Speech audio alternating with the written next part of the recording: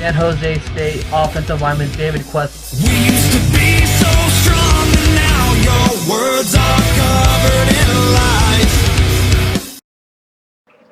What's going on, everybody? My name is Justin Godsey for the Justin Godsey Podcast. Thank you so much for checking out tonight's video. Now, if you're new to my YouTube channel, make sure you click that subscribe button. I'll have you guys updated 24/7 with all the latest news, rumors, and updates coming from the WWE, if you're a professional wrestling fan, MLB, if you're a baseball fan, NFL, you name it, I'm here to cover it for you guys. Also, if you're a UFC fan, I do have a lot more UFC content on the way. Now, today, guys, we're here looking at the NFL. Now, if you guys want to see some MLB videos, I just recently updated a video or updated my YouTube channel by uploading a new video, and that's Derek Jeter's last, farewell in the All-Star Game and the All-Star Game recap. So make sure you guys go and check that out. But like I said, guys, we're here talking about the NFL in this video. We're talking about one in particular player, and that is Kyle Orton, formerly of the Dallas Cowboys. Yes, formerly, as today, the Dallas Cowboys have released Kyle Orton from his contract. Now, Kyle Orton, a couple of years ago, signed a very high deal, a very expensive deal with the Dallas Cowboys to be probably the highest paid quarterback or backup quarterback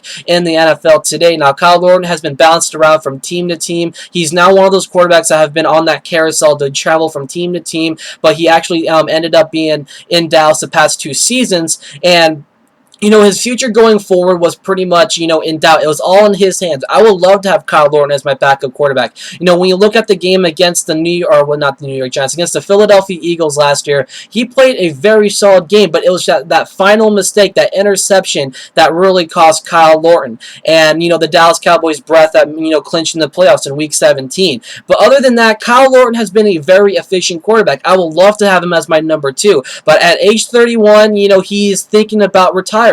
I honestly think that it's not the right decision for Kyle Orton to retire. The Dallas Cowboys released him today, and it seemed pretty unlikely that he could probably end up beating out Brandon Weeden. I heard Brandon Weeden is making some great progress in his arm strength, learning under Tony Romo. Yes, Romo's still injured and everything, but he's expected to be ready for training camp, and learning under Romo. Brandon Weeden is going to be making some deep strides, because when he was in Cleveland, he never had that quarterback or that offensive coordinator with the bright enough or the experience to learn under anything. I know Brandon Weeden was going into the NFL at age 28. I think he's like 29 right now, 29 or 30, and he was a late bloomer. Coming into the NFL late, and you're still considered a rookie. I don't care if you're 20 or 29, and if you have not played in the NFL at all.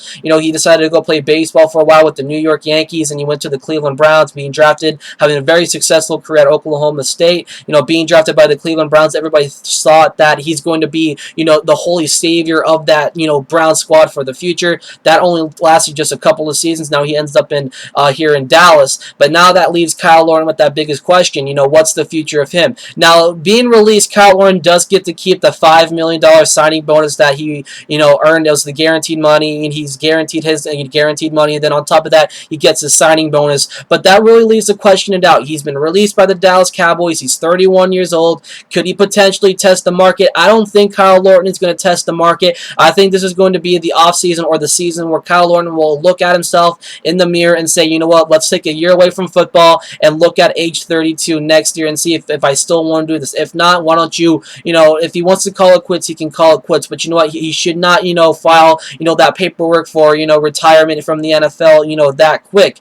Give it a year. Do you still want to pursue a career in the NFL? I know football is a game of life. Everybody wants to play. It gets people away from, the negativity, but, when you're in the NFL, you're winning for the championships, and Kyle Orton, I honestly think he can be, a top quarterback if he's on the right team. I really do enjoy what Kyle Orton brings to the plate. Look at his years with the Denver Broncos. Yeah, he had a big bump in the road. He did have an injury, with his time in Kansas City, but he's a good option at a quarterback. Do I think he's going to be that quarterback to go in there and directly win you a championship? I think he could be a guy that could contribute to that, if a team, is very successful and they really need someone to come in. I think Kyle Orton, with the games that he's played, that he really just stands out to me. I think he's a good option for a number 2 on your squad. But like I said, Kyle Orton should not make a stupid decision and be like, I'm just going to retire just right now. I have my guaranteed money from Dallas. I have my $5 million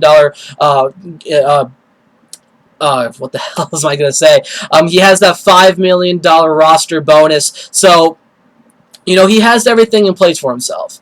And is he set for life? I don't think he's really set for life, but you know what? I think he should still continue his career. I think there could be a handful of teams that be looking at him as a backup role. A lot of people were considering, possibly Jacksonville as a destination. I've been reading online. A lot of people have also been mentioning, teams like the Carolina Panthers. They don't have that, high-end backup quarterback. Derek Anderson, for what he can bring to Carolina, I don't think that's a really solid destination. I think Jacksonville could be a possibility. Miami could be a legit possibility. I know if Ryan Tannehill does not turn things around, they don't have the brightest option or, the most elite option with Matt Moore. I think, if Kyle Orton was to sign a deal, that will more than likely be the end of Pat Devlin, who is one of my favorite quarterbacks to watch. That could probably be the end of him with Kyle Orton being on board. So, if Ryan Tannehill does not get the job done in Miami on a constant basis, why not start Kyle Orton? A very great quarterback to have on your roster, and I think he can get it done.